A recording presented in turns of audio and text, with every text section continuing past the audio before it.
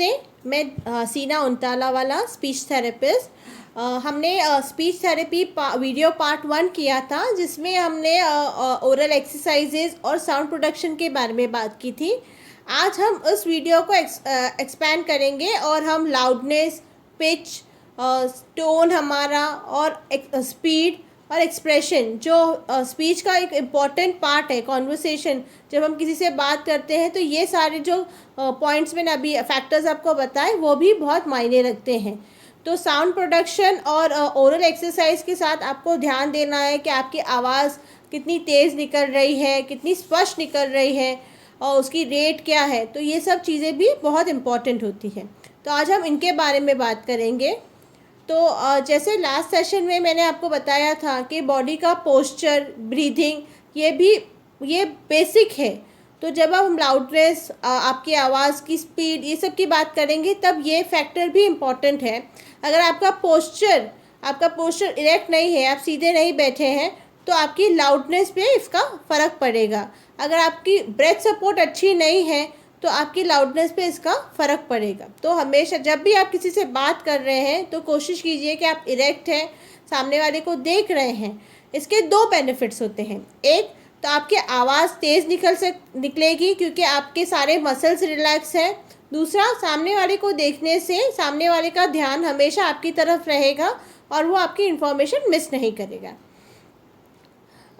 Posture और breathing के अलावा लाउडनेस में आपको ये भी ध्यान रखना है कि जब आप कहीं बात कर रहे हैं और आपको पता है कि आसपास बहुत शोर है, तो कोशिश कीजिए कि आप ऐसी जगह पे जाएं जहाँ पे शोर कम हो। या फिर अगर आप कोई लेक्चर दे रहे हैं, आपको पता है बहुत सारी ऑडियंस है, तो पहले ही आप इन्फॉर्म कर दीजिए कि जब आप बात कर रहे हो तो आवाज़, कोई भी बात ना करें, इससे आप आसपास की आवाज़, सराउंडिंग नॉइज़ कम हो जाएगी। जब आप बात कर रहे हैं तो आपका जो ये ओरल मुंह है ना, वो अच्छा बड़ा होना चाहिए। अगर आप इस तरह से नैरो माउथ यानी संकरा मुंह करेंगे तो आवाज़ धीमी निकलेगी और अस्पष्ट निकलेगी। लेकिन अगर आप अच्छा बड़ा माउथ करके बात करेंगे, यानी ओपन माउथ जिसको बोलते हैं, वो यूज़ करेंगे, तो आपकी आवाज़ तेज़ भी निकलेगी और स्पष्ट निकलेगी। अब ओपन माउथ के लिए, हाँ, जॉ एक्सरसाइज जो हमने लास्ट टाइम की थी, आ करके मुंह खोलना है, उसको होल्ड करना है, मुंह को टाइट बंद करके उसको होल्ड करना है, वो बहुत ही हेल्प करती है। उसके अलावा आपको प्रैक्टिस करनी होगी ओपन माउथ की। जैसे कि आप शब्द बोलिए, साउंड से शुरू करते हैं, जैसे कि आ वाला साउंड है, आ। जब आप ये आ साउंड बोलेंगे तो आपको आपका पूरा मुंह खोलना है और आपको यहाँ चेहरे पे वाइब्रेशन फील होना चाहिए। जैसे हम बोलते हैं तो कैसे हमारे जो हड्डियां हैं मुंह की, उस पर वाइब्रेशन आता है, वैसे ही वही वाइब्रेशन आप जब ओपन माउथ करके बोलेंगे तो फील करेंगे। तो उसकी आप प्रैक्टिस कीजिए। साउंड्स के बाद आप वर्ड्स बोलिए, जैसे हेलो, नमस्ते, कैसे हैं आप।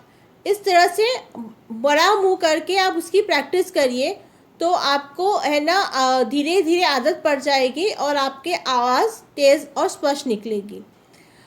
उसके अलावा आप ध्यान दीजिए कि सामने वाला कितनी दूरी पे है।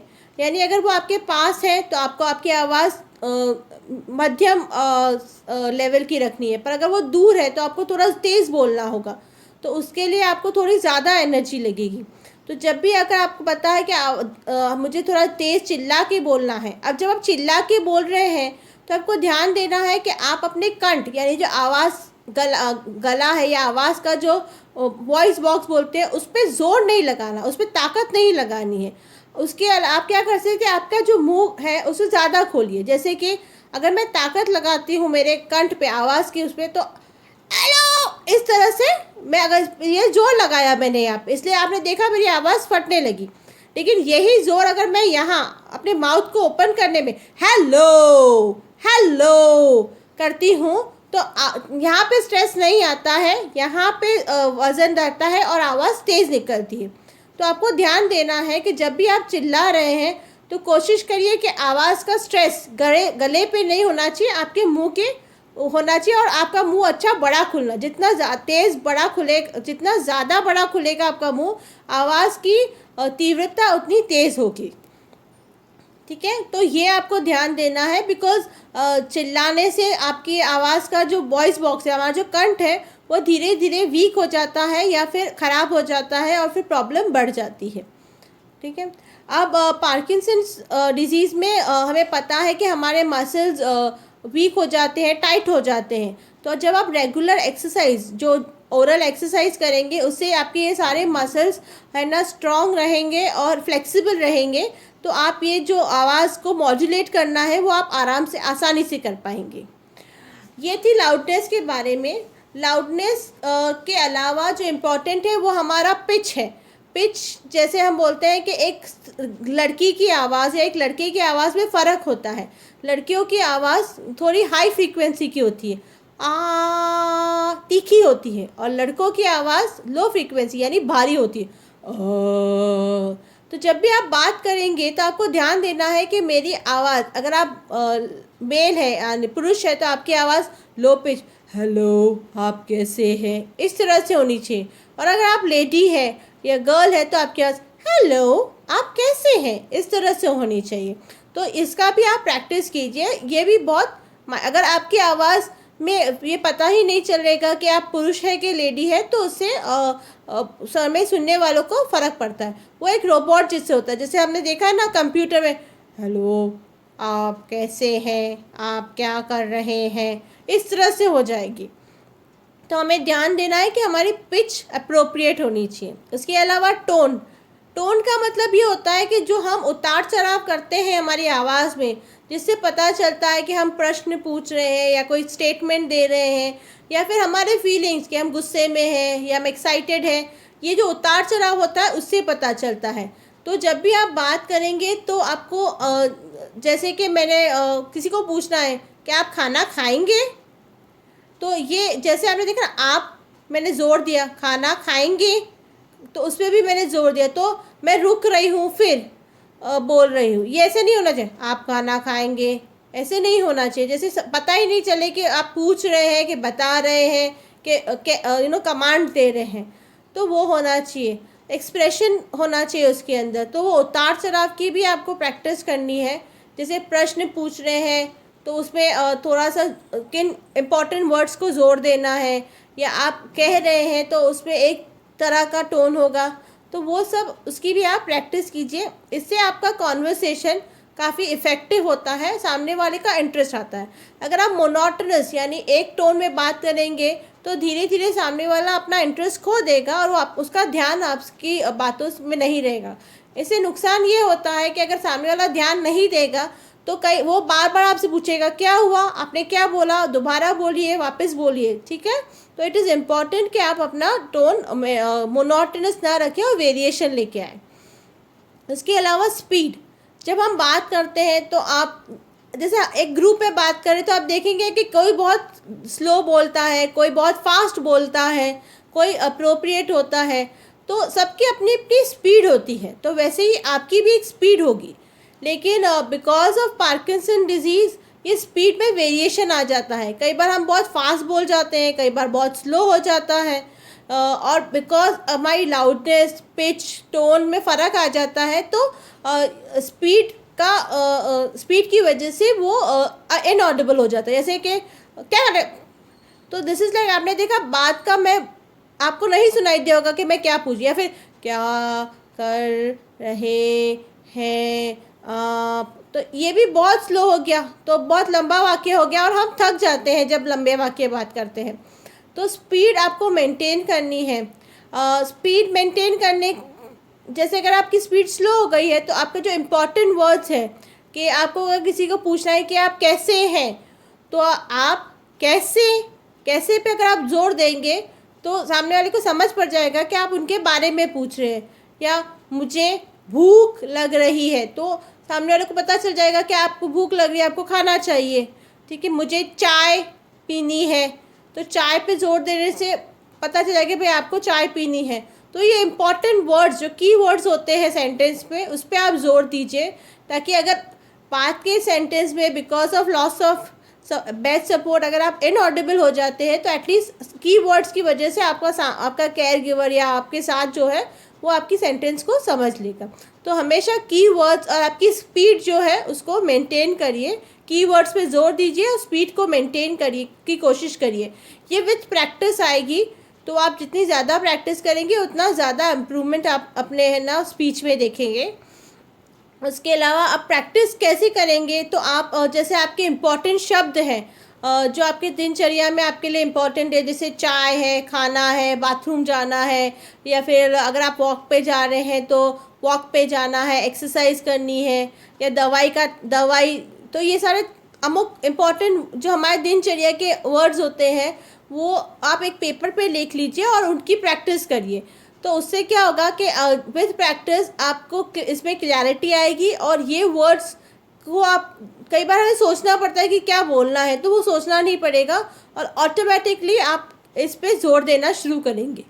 ठीक है, तो ये फिर इम्पॉर्टेंट वाक्य कि मैं बाज़ार जा रहा हूँ, मैं बाहर जा रहा हूँ, या फिर मुझे नींद आ रही है, मेरी दवाई का टाइम हो गया है, मुझे खाना दे दो, मैं बाथरूम जा रहा हूँ। फिर वर्ड्स के बाद आप इन अमुक सेंटेंस की प्रैक्टिस कर सकते हैं। तो जब आप इनको बोलेंगे तो आप जिसे आपने प्रैक्टिस की है वैसे ही वो निकलेंगे विद टाइम। तो आपके इम्पॉर्टेंट जो सेंटेंसेस हैं वो आप कभी भी मिस नहीं करेंगे। सामने केयर गिवर उनको अच्छी तरह से समझ लेंगे और वो मिस नहीं होंगे।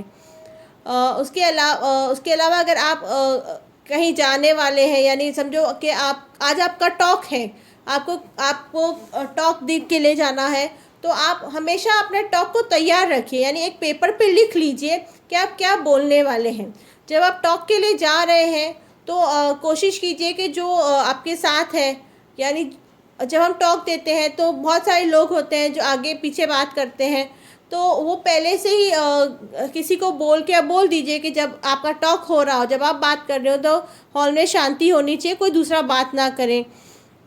आपका पेपर रेडी होना चाहिए कि अब मैं किस विषय पे बात करूँगा, उसके पॉइंट्स हाईलाइटेड होने चाहिए, ताकि आपका फोकस सिर्फ आपकी स्पीच पे हो और आपको ये नहीं सोचना पड़े कि अब मुझे क्या बोलना है, इसके बाद क्या बोलना है। इससे जब हमारा फोकस चेंज हो जाता है, जब हमारा फोकस हमारे बोलने के बाद कंटेंट पे चला जाता है, तो हम ये हमारी स्पीच को मॉड्यूलेट नहीं कर पाते हैं और इसकी वजह से आवाज़ धीमी, तेज़, स्पीड बढ़ जाती है, स्पीड स्लो हो जाती है, वो हो जाती है। तो ये सारी चीज़ें फिर आपकी टॉक को पुअर परफॉर्मेंस हो जाता है। उसके अलावा जब आप टॉक के लिए जा रहे हैं, या आप समझो कोई गैदरिंग के लिए जा रहे हैं जहाँ आपको पता है कि ग्रुप होगा और ग्रुप में मुझे बात करनी है, तो आप पहले से अपनी वॉइस को थोड़ा रेस्ट दे दीजिए। वॉइस को रेस्ट यानी कि आप घर पे हैं तो थोड़ी देर के लिए रिलैक्सेशन एक्सरसाइज, ब्रीदिंग एक्सरसाइज कीजिए। उससे क्या होगा कि आपके मसल्स रिलैक्स रहेंगे, आप रिलैक्स रहोगे, स्ट्रेस फ्री रहोगे, तो जब आप बात करने जाओगे तो आपको ज़्यादा एनर्जी मिलेगी, थकान नहीं होगी। अगर आप घर पे ही इतनी सारी बातें कर रहे हैं, फिर वहाँ ग्रुप में जाके बातें कर रहे हैं, तो फिर क्या होता है कि मसल्स थक जाते हैं और टायर्डनेस की वजह से आप देखेंगे कि आपकी आवाज़ धीमी हो गई है, आप बात नहीं कर पा रहे, ब्रेथ सपोर्ट पुअर हो जाता है। तो घर पे आप अपने आप को रेस्ट दीजिए, रिलैक्सेशन एक्सरसाइज कीजिए, ताकि आप जब ग्रुप में बैठे तो आप आराम से ग्रुप कन्वर्सेशन एंजॉय कर सकें। उसके अलावा रेगुलरली अपनी रिलैक्सेशन ब्रीदिंग एक्सरसाइज कीजिए। जब भी आप लॉन्ग टॉक, जैसे आपको पता है कि अब मैं ग्रुप में जा रहा हूँ या मेरे घर पे मेहमान आने वाले हैं, तो आपको ध्यान रखना है कि जब आप बात कर रहे हैं तो इन बिटवीन, बीच बीच में भी आपको ब्रीदिंग एक्सरसाइज करनी है। उससे क्या होता है कि आपका जो ब्रेथ सपोर्ट है वो मेंटेन रहता है और आप लॉन्ग टॉक कर सकते हैं। अगर आप ब्रीदिंग एक्सरसाइज बीच में नहीं करेंगे तो फिर जल्दी थकान हो जाएगी, ब्रेथ सपोर्ट डाउन हो जाएगा आपका, और फिर आपको लगेगा कि अरे मैं तो थक गया, मुझसे बात नहीं होती है। पानी पीजिए, बिकॉज हाइड्रेशन बहुत इम्पॉर्टेंट है हमारे मसल्स के लिए, स्पेशली वॉइस, गले के मसल्स के लिए बहुत इम्पॉर्टेंट है। तो उनको वो ड्राई हो जाते हैं तो फिर हमारी आवाज़ फटी फटी सी, हॉर्स यानी खुरदुरी खुरदुरी साउंड करती है और हम थकान भी बहुत जल्दी हो जाती है। ठीक है, तो पानी बराबर लीजिए। उसके अलावा आप है ना जो फिज़िकल एक्सरसाइज होती है, जो हमारी वार्म अप एक्सरसाइज हम जो कराते हैं, जो शोल्डर्स की होती है, नेक की होती है, हेड की है, हमारे चेस्ट की है, वो सब भी कीजिए। बिकॉज उससे क्या होता है कि आपके ये सारे जो प्रिपेयर हो जाते हैं। वार्म अप जैसे हम बोलते हैं ना कि एक्सरसाइज करने से पहले हमारे मसल्स को हम रिलीज़ कर रहे हैं, रिलैक्स कर रहे हैं, रिलीज़ कर रहे हैं, तैयार कर रहे हैं कि अब आगे एक आपको एक्सरसाइज करनी है। तो उस वो एक्सरसाइज भी आपको करनी है, बिकॉज स्पीच जब हम बात कर रहे हैं तो ये सारा जो अपर चेस्ट के ऊपर का सारी जो मसल्स है वो सब इन्वॉल्व हो जाते हैं। तो इम्पॉर्टेंट है कि आप ये सारे मसल्स की भी एक्सरसाइज करिए, ठीक है। तो इसके अलावा भी अगर कोई भी क्वेरी हो तो आप पूछ सकते हैं, मैं आंसर देने की कोशिश करूँगी। Thank you.